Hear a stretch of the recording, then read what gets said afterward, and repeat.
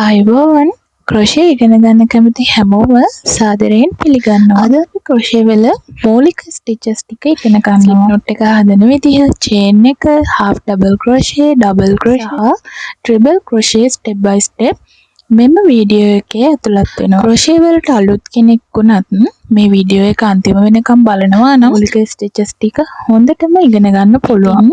අපි දැන් බලමු ස්ලිප් knot එකක් හදාගන්නේ කොහොමද කියලා. මුලින්ම අපි බලමු yarn එක.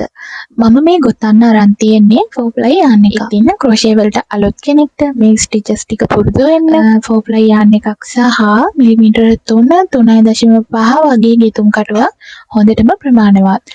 මම මේ ගොතන බ්‍රෑන්ඩ් එකේම වූල් එකක් වෙන්න ඕනේ නැහැ. මේක ලංකාවේ තියෙනවද කියලා නම් මම දන්නේ නැහැ. ලංකාවේ තියෙනවා මම මේ උඩ පෙන්නන ෆොටෝස් වල තියෙන ඒ වගේ ලංකාවේ ඉන්න ඔයාලට හොයාගන්න පුළුවන්. මේ වගේ එකකින් 4ply yarn එකක් අරගෙන මේ ස්ටිචස් ටික මුලින්ම පුරුදු වෙන්න. තව ඉස්සරහට ගෙන වීඩියෝ වලදී මම කියලා දෙන්නම් මොනවද මේ දේවල් හදන්න ඕන yarn වර්ග. මොකද එක එක දේවල් වලට yarn වර්ග වෙනස් වෙනවා. දැන් චූටි බබෙක්ගේ ගවුමක් ගොතනවා නම් ඒකට වෙනම yarn එකක්, ඒ වගේම බෑග් ගොතනවා නම් වෙනම yarn එකක්. මේ විදිහට විවිධ වූ yarn වර්ග මේවට භාවිත. ඒවා ඉස්සරහ පාඩම් වලදී මම ඔයාලට එක කියලා දෙන්නම්. හරි, අපි දැන් බලමු මුලින්ම ස්ලිප් knot එකක් හදාගන්නේ කොහොමද කියලා. ස්ලිප් knot එක හදාගන්න මම මේ පෙන්වන විදියට නූල ඔයාලගේ ඇඟිලි වල කරකවල හදාගන්න. මේ විදියටම නෙමෙයි, සමහර අය වෙනස් විවිධ වූ ආකාර වලට ස්ලිප් knot එක හදාගන්නවා. ඉතින් මම ගොතද්දි ස්ලිප් knot එක දාගන්නේ මෙහෙම. මං හිතනවා ඔයාලටත් මේ විදිය පැහැදිලි වෙයි කියලා. ඔයාලා මේ විදියට ඇඟිල්ල වටේට මේ නූල හදාගන්න. හදාගෙන මෙන්න මේ yarn කොටසට යටින් මේක ඇදලා ගන්න. ඒ විදිහට ඇදලා ගත්තට පස්සේ මෙහෙම මේ නූල පොඩ්ඩක් හදාගත්තට පස්සේ ඔන්න දැන් අපි ස්ලිප් knot එක දාගත්තා. මං හිතනවා ඔයාලට පැහැදිලි කියලා. දැන් අපි ඊළඟට බලමු චේන් එක හදාගන්නේ කොහොමද කියලා. චේන් එක හදාගන්න කලින් මුලින්ම ස්ලිප් knot එකක් දාගෙන ඉන්න ඕනේ. මම කලින් කියලා දුන්න විදියට මේ ස්ලිප් knot එකක් දාගෙන මම මේ පෙන්නන විදියට ඔයාලා නූල ගෙතුම් කටුව හරහා ගන්න.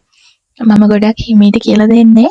ඉතින් ඔයාලට මේ වීඩියෝ එක බලලා මම හිතනවා චේන් එක හදාගන්න පුළුවන් වෙයි කියලා. මෙන්න මේ විදියට නූල ගත්තම මේ පේන්නේ අපිට මේක දම්වැලක් ආකාරයකට එනවා. ඉතින් මේ ගොඩාක් ගෙතුම් වලදී මේ දම් වලින් පටන් ගන්නවා ගොඩක් දේවල්. අපි ඒවා තව ඉගෙන ගමු. මේ දම් වල මේ විදියට තමයි හදාගන්නේ. හරි, අපි ඊළඟට බලමු ඩබල් ක්‍රොෂේ එකක් දාගන්නේ කොහොමද කියලා. ඩබල් ක්‍රොෂේ එකක් හදාගන්නකොට මුලින්ම මම කියලා දුන්න විදියට ස්ලිප් knot එක දාගෙන දෙවෙනියට කියලා දුන්න විදියට චේන් ටිකක් දාගන්න ඕනි. ඔයාලට කැමති ප්‍රමාණයක චේන් දාගන්න පුළුවන්. ඉතින් දැනට චේන් 10ක් විතර දාගන්න. මොකද අපි මේක පුරුදු වෙන්න කරන්නේ. ඔන්න මම දැන් චේන් 10ක් දාගන්නවා. හරිද? චේන් ටික මේ විදියට දාගෙන මෙතනින් පළවෙනි චේන් දෙක අපි දැන් අතාරිනවා. ඒ කියන්නේ ඩබල් ක්‍රොෂේ එකේදී අපි මේ පළවෙනිම චේන් දෙක අතහැරලා ඊළඟට තියෙන තුන්වෙනි එකට තමයි ඩබල් ක්‍රොෂේ එක කරගන්නේ. මෙන්න මේ චේන් දෙක අතහැරලා මෙතන මේ තියෙන තුන්වෙනි චේන් එකට තමයි අපි අපේ පළවෙනි ඩබල් ක්‍රොෂේ එක දාගන්නේ. පළවෙනි ඩබල් ක්‍රොෂේ එක දාගන්නකොට මේ නූල මේ ගෙතුම් කටුව වටේ මම මේ පෙන්නන විදියට එක වටයක් කරග ගන්නවා. ඔන්න ආයෙත් බලන්න මේ විදියට ගෙතුම් කටුව වටේ නූල එක වටයක් කරග ගන්නවා. ඊට පස්සේ මේ පළවෙනි චේන් දෙක අතහැරලා තුන්වෙනි එක ඇතුලෙන් මෙන්න මේ විදියට ගන්නවා. අරගෙන මේ දැන් මෙතන මේ ලූප්ස් හැදිලා තියෙනවානේ. මේවට කියන්නේ ලූප්. මෙතනින් පළවෙනි ලූප්ස් දෙක ඇතුලෙන් නූල ගන්නවා ඉස්සෙල්ලම. ඊළඟට ආයෙත් ඊළඟ ලූප්ස් දෙක ඇතුලෙන් ගන්නවා. ඔන්න හරි, අපි එක ඩබල් ක්‍රොෂේ එකක් දැම්මා. ඔයාලා ආයෙත් බලන්න මෙන්න මේ විදියට නූල එක වටයක් කරකව ගන්නවා. ඊට පස්සේ චේන් එක ඇතුලෙන් මේ විදියට දාලා පළවෙනි ලූප්ස් දෙක ඇතුලෙන් මුලින්ම නූල ගන්නවා. ඊළඟට ඊළඟ ලූප්ස් දෙක ඇතුලෙන් මෙන්න මේ විදියට නූල ගන්නවා. හරි, ඩබල් ක්‍රොෂේ දෙකක් දැම්මා. මං ආයෙත් ඔයාලට පෙන්නන්නම්. මේ විදියට නූල කරකවලා මේ චේන් එක ඇතුලෙන් දාගන්නවා. පළවෙනි ලූප්ස් දෙක ඇතුලෙන් දාලා මේම අරගෙන ඊළඟට දෙවෙනි ලූප්ස් දෙක ඇතුලෙන් ගන්නවා. මේ විදියට තමයි ඩබල් ක්‍රොෂේ එක හදාගන්නේ. ඊළඟට අපි බලමු half double crochet එකක් කරගන්නේ කොහොමද කියලා.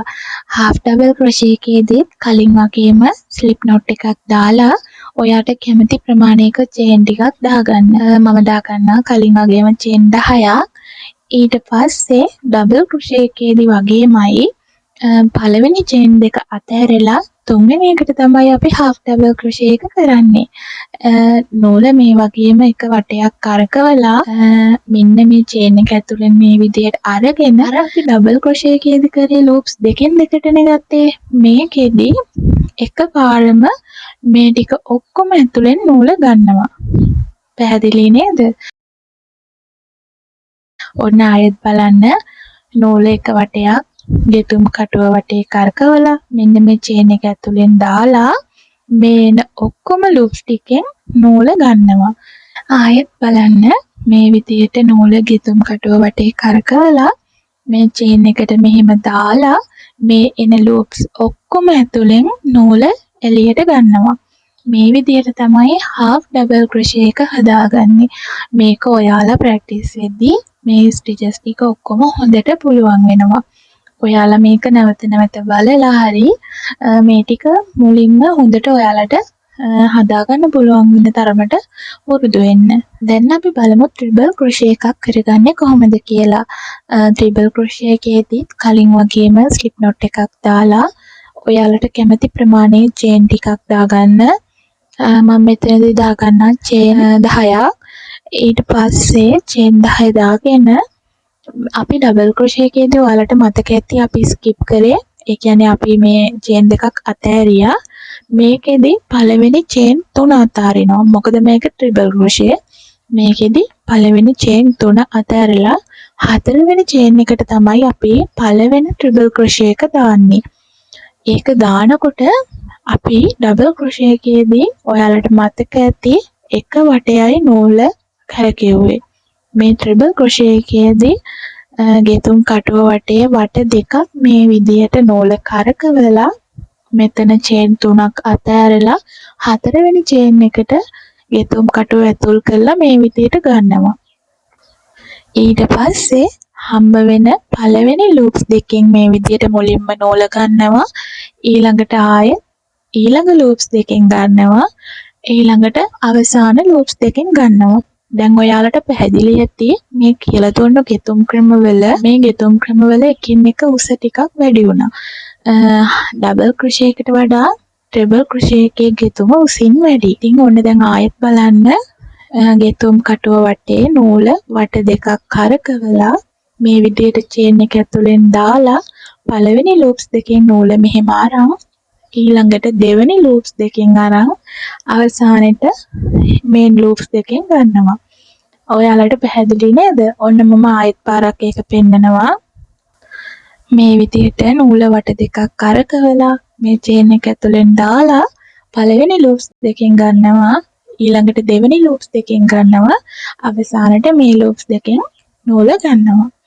මේ විදිහට තමයි triple crochet එකක් හදාගන්නේ. නම් ඔයාලට අපහැදිලි තැන් ඇති. මොකද ගෙතුම් වලට අලුත් කෙනෙක් නම් එකපාරටම සමහර අයට මේ ක්‍රම අල්ලගන්න අමාරුයි. ටිකක් පුරුදු වෙනකොට ඔයාලට පුළුවන් වෙනවා. ඉතින් වීඩියෝ එක නැවත නැවත බලලා හරි ඔයාලා මේ ටික පුරුදු වෙන්න. අපි